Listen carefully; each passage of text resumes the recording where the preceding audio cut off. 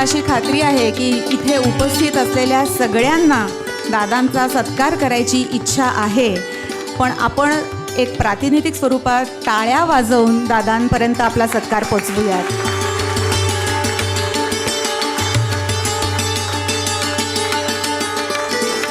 धन्यवाद. यानंतर पुणे सत्संग परिवारातर्फे सौ कुलकर्णी यांना मी त्यांचं मनोगत व्यक्त करण्याची विनंती करते.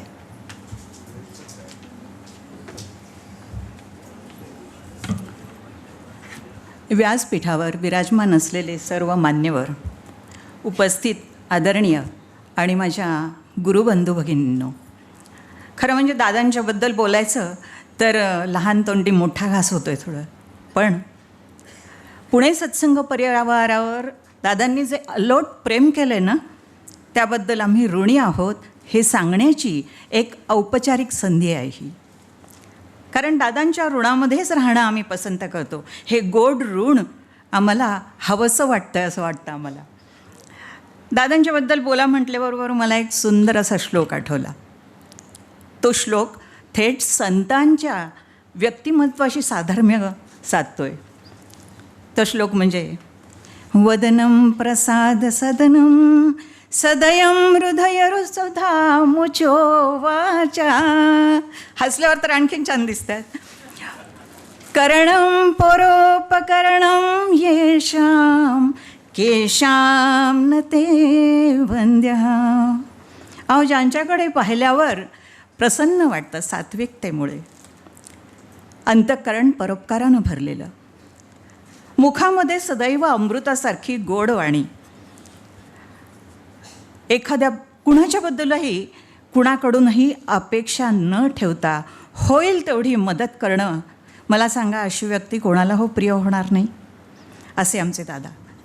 दादांच्याबद्दल बोलायचं म्हटलं तर वेळोवेळी सत्संगामधून दादांनी आम्हाला स्वामींविषयी काही सांगा म्हटलं की कधी कंटाळा केला नाही, कधी नाही म्हटलं नाही. अहो, नेहमी आम्हाला स्वामींच्याबद्दल त्यांच्याकडून ऐकायला आम्ही नेहमी उत्सुक असतो. प्रपंचात राहूनही परमार्थ करता येतो, हा आदर्श आमच्यासमोर ठेवणारे दादा. त्यांचा उत्साह पाहिला ना की 80 साल के बूढ़े या 80 साल के जवान असा संभ्रम वाटावा. त्यातच सात्विक विचारांच्या अंजलीताईंची सहधर्मचारिणी म्हणून सहवास लाभला, साथ संगत लाभली आणि दादांच्या जीवनाला एक सोनेरी किनार पण लाभली. पुन्हा एकदा त्यांच्या यशस्वी पुरुषाच्या पाठीमागे स्त्री उभी असते हे पुन्हा आपल्याला प्रत्ययाला आलं आहे. जीवनामध्ये सतत अनेक संतांच्या सहवासाचे भाग्य मिळाल्यामुळे खऱ्या अर्थाने सर्व अंगाने जीवनाची सफलता प्राप्त करून घेतलेले दादा आमच्याशी बोलताना हो सहज बोलत होते, पण सहज बोलणे करीती हितोपदेश करुणी सायास शिकविती असं वातावरण करून टाकतात. कीर्तनाची आवड असल्यामुळे एक फक्कड अशी आर्या दादांवर म्हणण्याची मला मात्र मोह आवरत नाही. दादा काही चुकलं तर क्षमा करा, आणि आपल्याला जर आवडलं तर हरकत नाही. गुरुबंधू आमुचे दादा, गुरुबंधू आमुचे दादा, उच्च विचारणी वेश तो साधा, चालवू पुढे वारसा न हो बाधा, चालवू पुढे वारसा न हो बाधा, करीती गुरुस्वामींची हाचे हो वादा, राम राम राम. त्यांच्याकडून असेच लेखन कार्य होत राहो अशी पुणे सत्संग परिवारातर्फे त्यांना शुभेच्छा देते. आमच्या सगळ्यांचा एक जिव्हाळ्याचा धागा म्हणजे आमचे स्वामींच्या चरणी मात्र एक विनंती म्हणजे प्रार्थना करते की आमच्या पुणे सत्संग परिवाराला हेच हवं आहे. सुकून इतना ही देना, सुकून इतना ही देना स्वामी जितने में ज़िंदगी चल जाए, औकात बस इतनी ही देना, औकात बस इतनी ही देना, औरों का भला हो जाए, रिश्तों में गहराई इतनी ही देना, रिश्तों में गहराई बस इतनी ही देना, प्यार से निभ जाए। आँखों में शर्म इतनी ही देना, आँखों में शर्म इतनी ही देना, बुजुर्गों का मान रख पाए। स्वामींच्या चरणी हीच विनंती आम्हा पुणे सत्संग परिवारातर्फे आहे.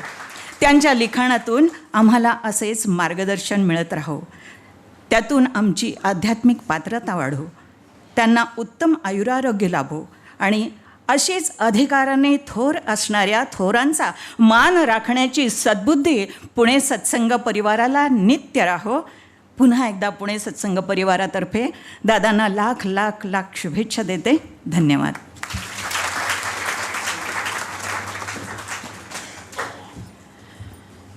अंतःकरणातून आतून आलेलं मनोगत ऐकून खरंच खूप छान वाटलं.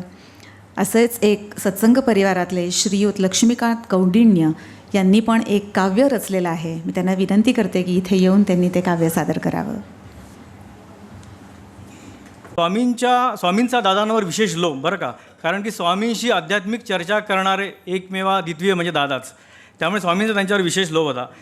दादांविषयी खूप काही आता काकूंनी सांगितलं त्यामुळे खूप काही बोलण्यासारखं आहे, पण ते गद्यामध्ये काही किती बोलावं काही सुचत नव्हतं. म्हणून मी स्वामींना प्रार्थना केली की दादांचे वर्णन निदान पद्यामध्ये तरी सुचवावं मला. तर त्याप्रमाणे स्वामींनी प्रार्थना ऐकली आणि कालच मला एक काव्य आलं. मी आलं म्हणतो कारण की मी केलेलं नाही आहे. ते काव्य वाचतो आता.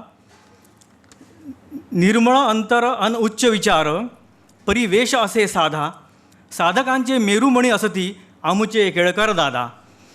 नितांत शांत अन मृदू स्वभाव, नसे गर्वाची बाधा, मूर्तिमंत प्रेम वृक्ष भासती आमुचे केळकर दादा.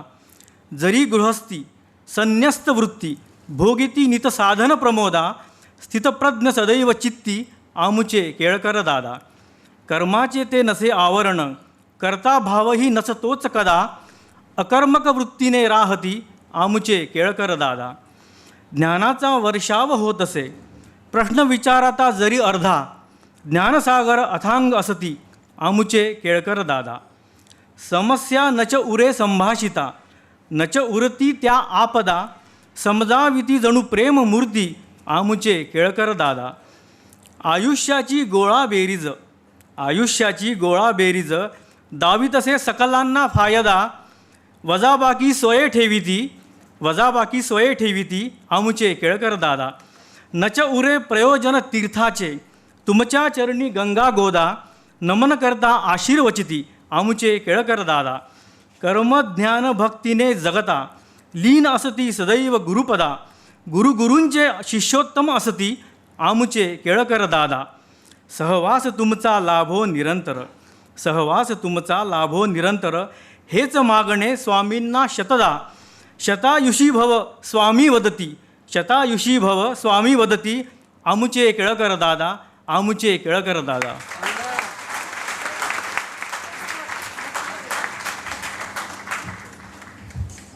खरंच खूप छान. यानंतर आपण आजचे आपले प्रमुख पाहुणे श्री सुनीलजी चिंचोलकर यांचे विचार ऐकायला उत्सुक आहोत. सज्जनगडावर समर्थ सेवा मंडळाच्या माध्यमातून अनेक कामे करणाऱ्या चिंचोलकर सरांची आजपर्यंत 30हून अधिक पुस्तकं प्रसिद्ध झालेली आहेत. संस्कारांचे मोती या त्यांच्या पुस्तकाच्या 8,000 प्रती केवळ एका वर्षात संपल्या आहेत.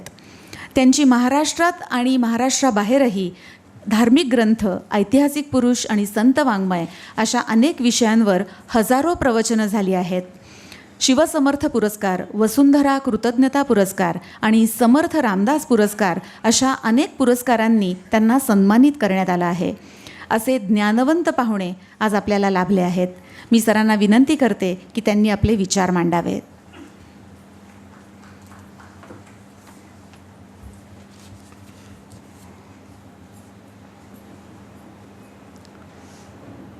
गुरुर्ब्रह्मा गुरुर्विष्णू गुरुर्देव महेश्वरः, गुरुसाक्षात् परब्रह्म तस्मै श्री गुरुवे नमः.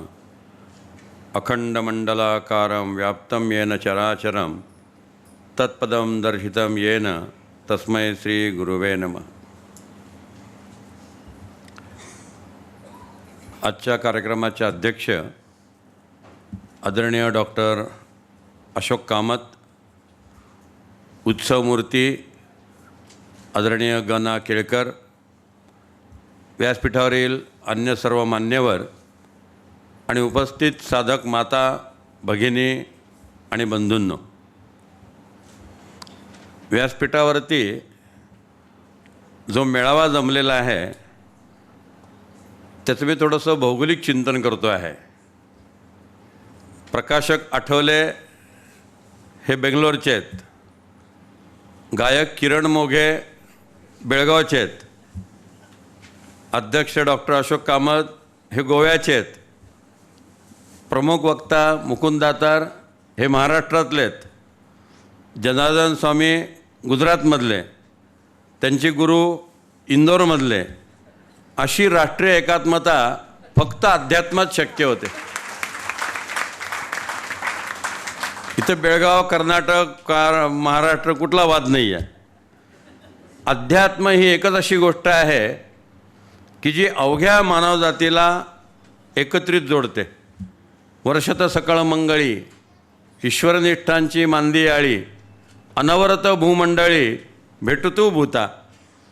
ईश्वरनिष्ठांची मांदळी एकत्रित आली की ती फक्त मांगल्याचाच वर्षाव करू शकते, याचा पुरावा म्हणून आजच्या कार्यक्रमाची नोंद पुण्याच्या इतिहासात सुवर्णाक्षरांनी लिहावी लागेल. समर्थांनी गुरुचं महात्म्य सर्व संतांप्रमाणे असाधारण सांगितलेलं आहे. परमार्थाचे जन्मस्थान त्याची सद्गुरूचे भजन. मनुष्याचा जन्म केव्हा होतो? ज्या दिवशी त्याचा अनुग्रह होतो त्या दिवशी त्याचा जन्म असतो. भगवान बुद्धांचे एक शिष्य होते, 75 वर्षाचे होते. ते बुद्धांच्याजवळ बसले असताना एकाने त्यांना विचारलं की आपण किती वर्षाचे आहात? त्यांनी सांगितलं मी 3 वर्षाचा आहे. त्या माणसाला वाटलं चेष्टा करत आहेत की काय. त्याने विचारलं असं काय सांगताय, मी तुम्हाला तुमचं वय विचारलेलं आहे. तर ज्या दिवशी भगवान बुद्ध मला भेटले त्या दिवशी माझा जन्म झाला. 3 वर्षापूर्वी आमची भेट झाली, मी 3 वर्षाचा आहे. जोसेफाइन मॅक्लिऑड या विवेकानंदांच्या शिष्या होत्या.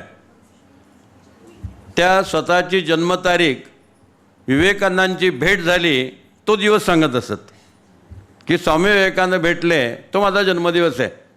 परमार्थाचे जन्मस्थान त्याची सद्गुरूचे भजन, म्हणून या सद्गुरू भजन निरंतर करावे. सद्गुरुविण जन्म निर्फळ, सद्गुरुविण दुःख सकळ, सद्गुरुविण तळमळ जाणार नाही. शरणागताची वाहे चिंता, तो एक सद्गुरू दाता. जैसे बालक वाढवी ना माता, नाना यत्ने करोनी. सरली शब्दाची खटपट, आला ग्रंथाचा शेवट. येथे सांगितले स्पष्ट सद्गुरू भजन. ज्यांचं वर्णन आता चाललेलं आहे त्या आदरणीय दादा केळकरांचं संबंध चरित्र एका शब्दात जर त्याचं वर्णन करायचं असेल तर गुरुकृपा या एका शब्दात त्या संबंध पुस्तकाचं वर्णन करता येईल. त्यांचं जीवन जे काही बदललं, त्यांच्या व्यक्तिमत्वाची जी काही जडणघडण झाली ती केवळ सद्गुरूच्या सान्निध्यात झाली. ज्ञानेश्वर महाराजांनी म्हटलेलं आहे, संतांचे संगती मनोमार्ग गती, आकाळावा श्रीपती येणे पंथे. मनोमार्गे गेला तो येते मुकला, हरिपाठी स्थिरावला तोची धन्य. त्यांचं आयुष्य ही गोळाबेरीज ठरली, कारण ते मनोमार्गे गेले नाहीत, ते संतांचे संगती गेले आणि त्यांच्या मनाला संतांनी गती दिली. माझ्या मनाप्रमाणे मी जर वागायला लागलो तर मग आपल्याला त्या अंतिम सत्यापर्यंत जाता येणार नाही. ती गोळाबेरीज न होता वजाबाकीत ठरण्याची जास्त शक्यता आहे. मला आनंद या गोष्टीचा आहे की ज्या सभागृहामध्ये हा कार्यक्रम होतो आहे त्या पावसच्या स्वामींच्या सहवासात 6 महिने राहण्याचं सद्भाग्य मला लाभलेलं आहे. जेव्हा मी कॉलेजचा विद्यार्थी होतो तेव्हा 3दा 2-2 महिने 1971, 1972 आणि 1973 ही 3 वर्ष 2-2 महिने मी पावसला राहिलो होतो आणि त्यावेळेस स्वामी त्या ठिकाणी होते. ज्या गुळवणी महाराजांचं प्रेरणा त्यांना लाभलेली आहे, सत्संग लाभलेला आहे. मी महाविद्यालयात असताना नियमितपणे वासुदेव निवासमध्ये जात होतो आणि गुळवणी महाराजांचं दर्शन घेत होतो. त्यावेळेस मला महाराजांनी सांगितलं होतं की दत्त महात्म्य हा टेंबे स्वामींचा ग्रंथ तू वाचून काढ आणि त्याची 3 पारायणं कर. त्या BComला असताना त्याची 3 पारायणं मी केलेली होती. आणि एकदा पराडकरांच्या शेतामध्ये गोळवणी महाराज उतरले होते. मी रोज सकाळी त्यांच्याबरोबर फिरायला जात असे आणि माझ्या आध्यात्मिक शंका विचारत असे आणि गोळवणी महाराज त्या शंकांचं मोजक्या शब्दामध्ये, अत्यंत हळुवार शब्दामध्ये, गोड भाषेमध्ये, कोमळ वाचा कशाला म्हणतात ते त्यांच्या बोलण्यातनं लक्षात येत होतं. त्या शंकांचं ते निरसन करत असत. आणि सुदैवाने श्रुतिमंगल कार्यालयामध्ये परमपूज्य जनार्दन शास्त्री खेर हे आलेले होते आणि माझं एक प्रवचन त्यांना ऐकायचं होतं. त्यानुसार त्यांनी त्यांच्या शिष्यांना सांगितलं. तर दासबोधातील नामस्मरण भक्ती हा विषय मी मांडला होता आणि तो जनार्दन महाराजांना अतिशय आवडला होता. मला मुद्दाम त्यांनी जवळ केलं होतं आणि कौतुक केलं होतं. तेव्हा अशा प्रकारच्या काही सुखद स्मृती या परिवाराच्या सुद्धा माझ्या अंतःकरणामध्ये आहे. अतिशय सुंदर असं हे पुस्तक या ठिकाणी तयार झालेलं आहे. आणि आपलं जीवन जर साकार करायचं असेल तर त्याला फक्त संत वाङ्मयाच्याद्वारे आपण आकार देऊ शकतो. अन्य कुठल्याही गोष्टीने आपल्या जीवनाला योग्य आकार मिळू शकणार नाही. याचं उत्कृष्ट मानदंड आपल्याला केळकरांच्या या ग्रंथातनं पाहायला मिळतो. त्यांनी या गोळ्याबिरजेमध्ये स्वतःचा मी कुठेही ठेवलेलं नाही आहे. मी गणाचा लॉंग फॉर्म असं करतो, ज्यांना गची बाधा नाही ते गणा केळकर. अतिशय सुंदर असं त्यांनी ग्रंथ साकार केलेला आहे आणि सुदैवाने सवलतीच्या दरामध्ये आज हा ग्रंथ या ठिकाणी उपलब्ध आहे. या ग्रंथाचं ईबुकतर्फेसुद्धा आता जगभर प्रसारण होतं आहे. अशा प्रकारची सुंदर यंत्रणा फक्त अध्यात्मामध्येच असू शकते. याचं एक उत्कृष्ट उदाहरण आजच्या या कार्यक्रमामध्ये पाहायला मिळतं आहे. या कार्यक्रमाच्या सगळ्या शिल्पकारांना मनपूर्वक प्रणाम करून माझ्या वाणीला विराम देतो.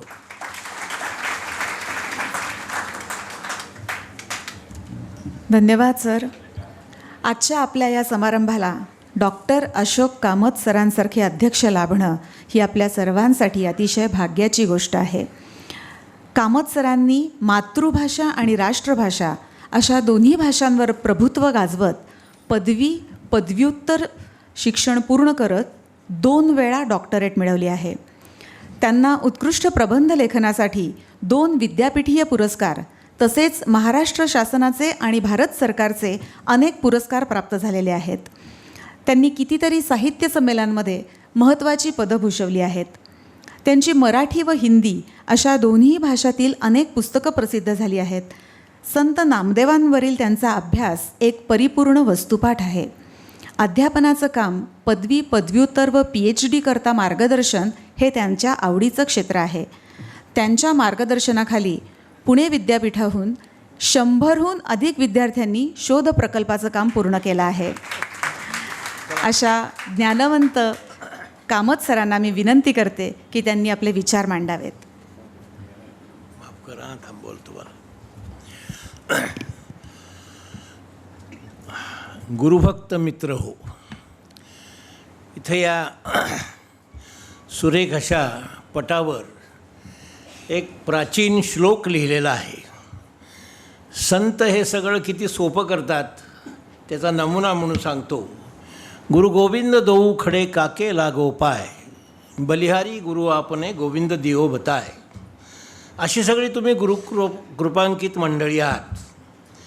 परमेश्वर जर माझ्यासमोर येऊन उभा राहिला, कबीर म्हणतात, तर मी परमेश्वराचे पाय धरणार नाही, मी गुरुचे पाय धरीन, कारण गुरुमुळे परमेश्वर माझ्याकडे येऊ शकला. केळकरांचं हे जे आत्मचरित्र आहे त्याचे 2 भाग आहेत. त्याच्यामध्ये सुरुवातीला त्यांनी आपलं सगळं जे काही काळ कर्नाटकात आणि पुढं महाराष्ट्रात घडलेलं जीवन आहे त्याची अतिशय उत्तम अशी बेरीज आपल्यासमोर ठेवलेली आहे. गोळा बेरीज, गोळा आणि बेरीज वेगळी नाही आहे. गोळा बेरीज हा एक शब्द आहे, त्यांनी त्याला गोळा बेरीज म्हटलं आहे.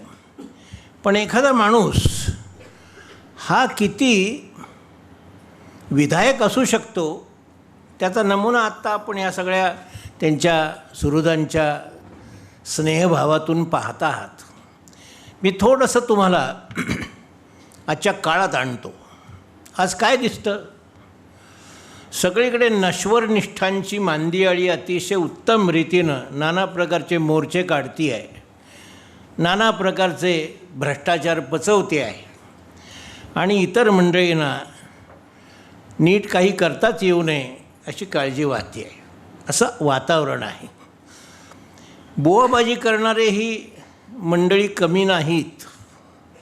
ती मंडळी अध्यात्माच्या नावावर नको त्या गोष्टी करतायत हेही दिसतं आहे. शिवाय विज्ञानानं सगळं शक्य आहे असा एक अहंकार बाळगणारे लोक नवशिक्षितांमध्ये जास्त आहेत.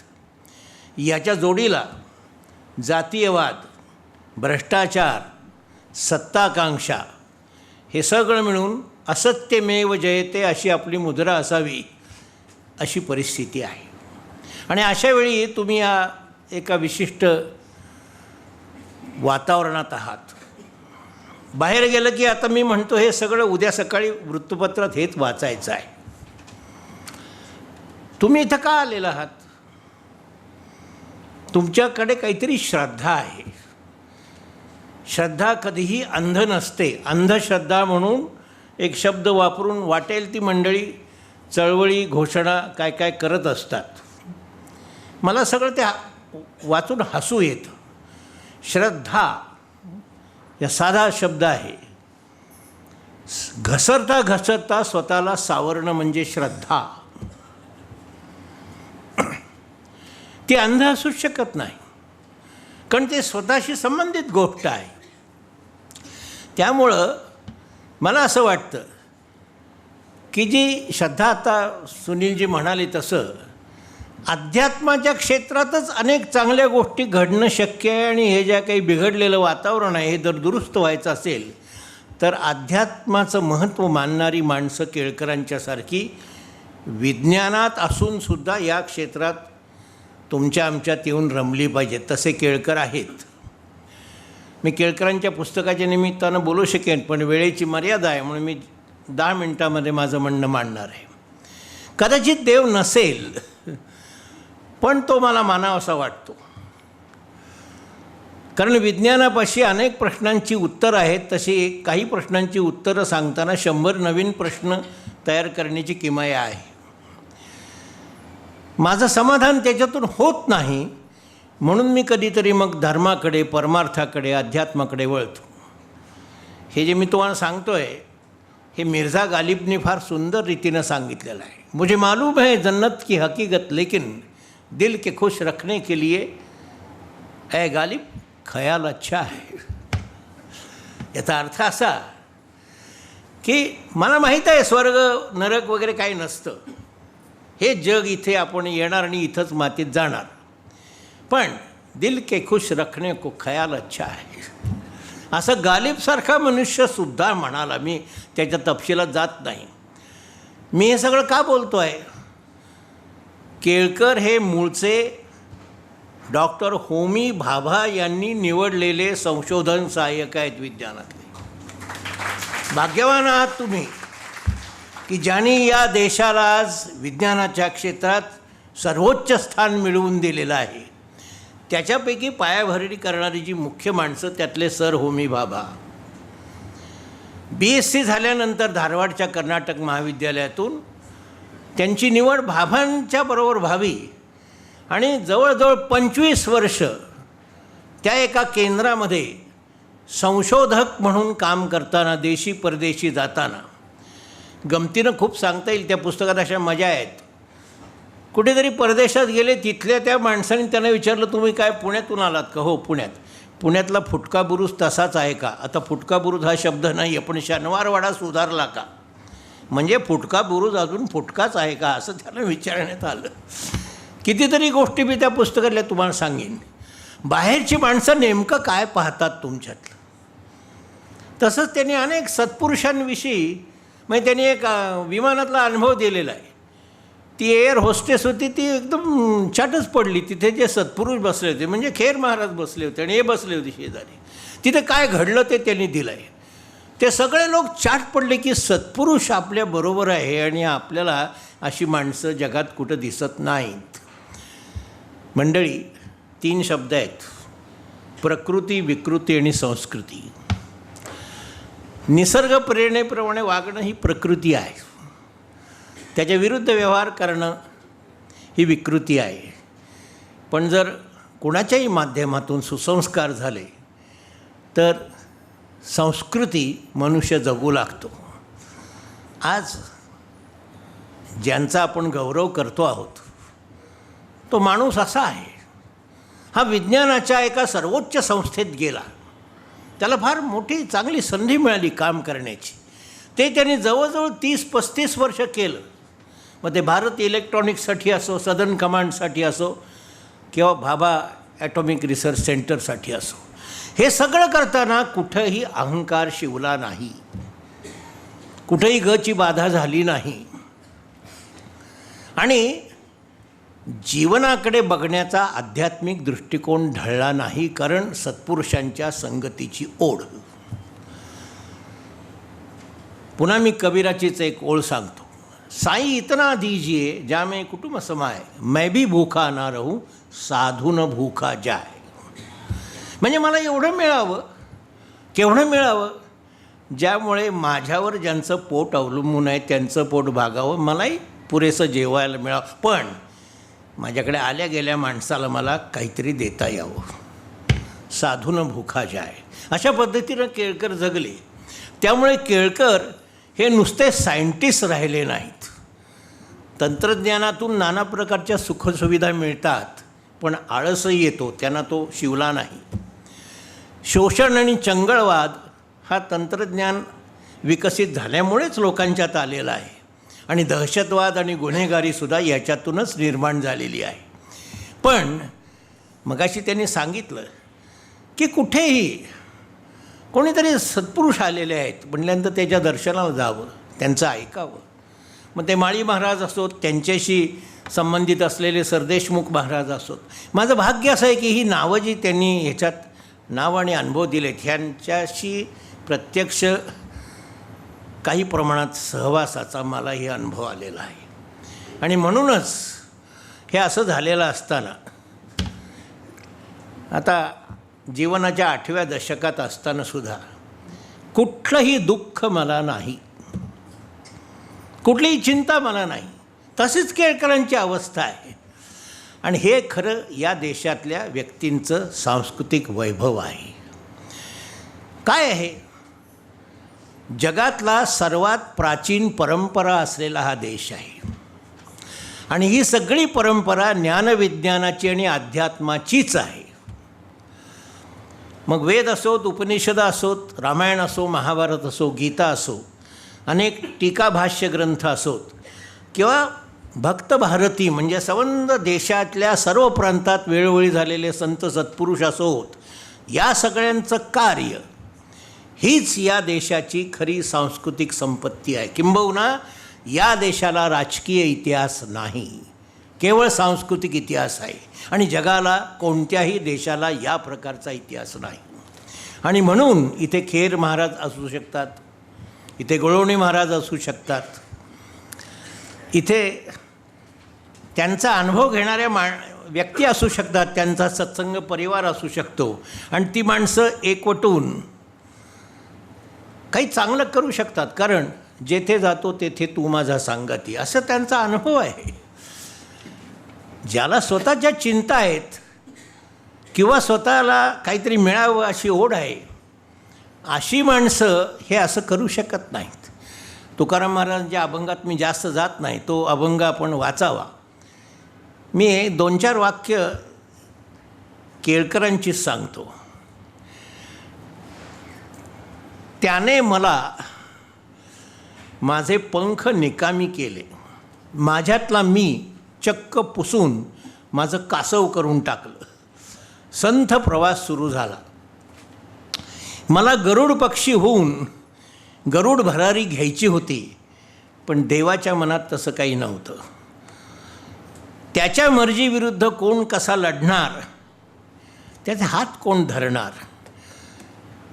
हे केळकरांना सायंटिस्ट असून समजलं, त्यावर मला अधोरेखन करायचं आहे.